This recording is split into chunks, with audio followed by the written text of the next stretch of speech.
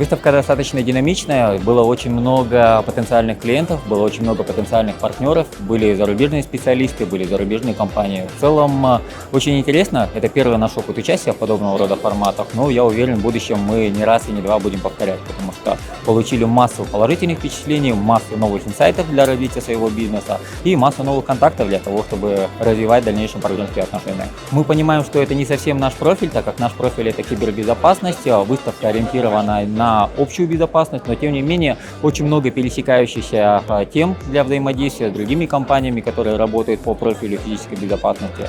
Поэтому, думаю, да, мы в принципе получили ряд интересных партнерских предложений, ряд предложений о контрактах и будем в дальнейшем прорабатывать их. Так что выставка в целом для нас на текущий момент была достаточно полезна.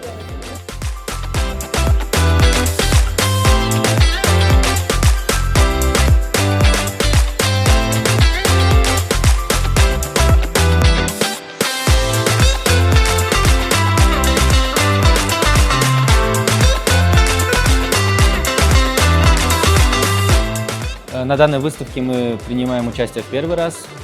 Наши впечатления, только положительные. Классные впечатления оставили большинство компаний. То есть мы посмотрели все, было очень интересно. Разные направления, у всех своя такая интересная продукция. Очень много людей интересовались нашей продукцией, но мы оказываем услуги, получается. Мы применяем дроны, применяем их в своей сфере геодезии, геофизики и маршрутского дела. Подходило очень много людей, которые интересовались какими-то проектами.